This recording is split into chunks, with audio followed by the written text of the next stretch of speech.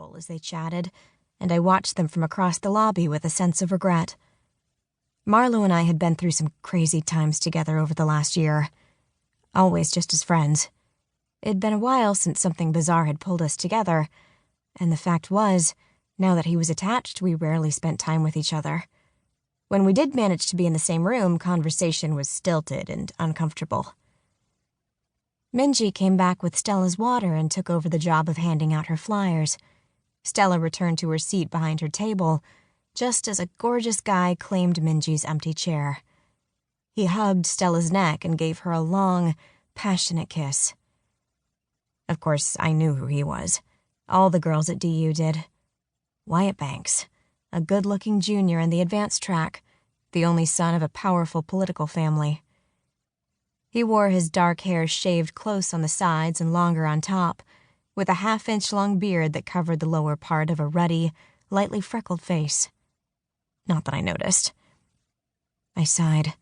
Stella definitely had all the advantages. Popularity, an assistant, a boyfriend.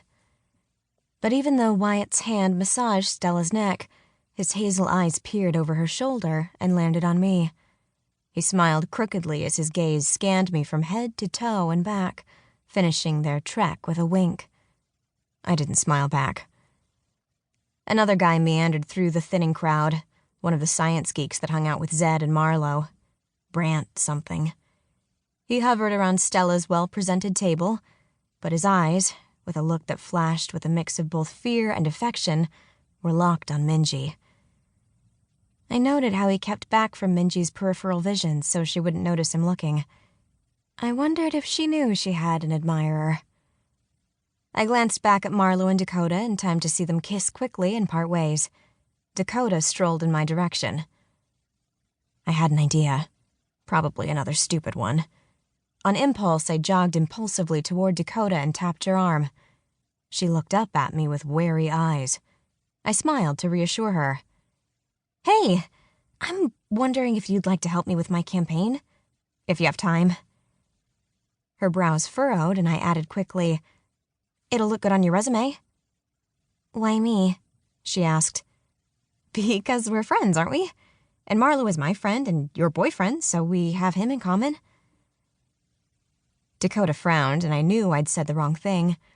One thing Dakota didn't want to do was share Marlow with me in any way. But then she surprised me by saying, "Okay, I'll do it. Do you need help now?"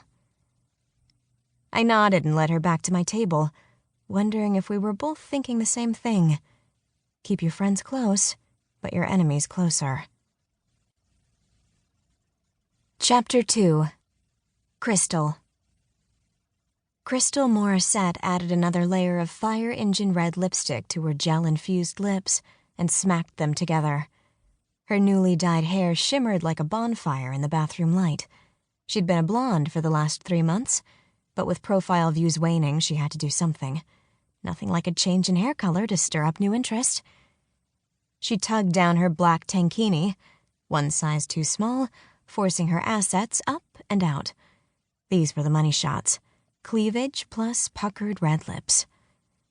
Crystal stretched out her arm and tilted the phone until her image filled the screen. She clicked the button, quickly examined the image, then frowned.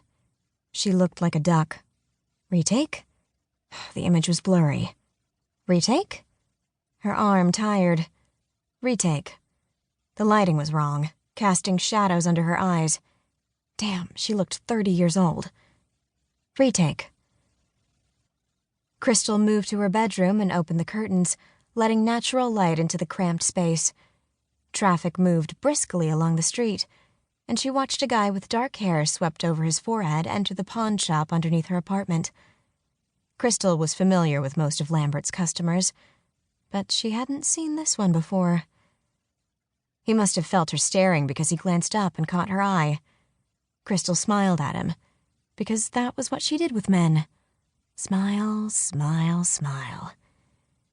The guy froze and stared like he'd never seen a pretty girl before. He wasn't scrawny or anything, but his face was unremarkable, square, squinty eyes half hidden by wind-blown fringe. Crystal finger-waved and stepped out of the man's view before he could...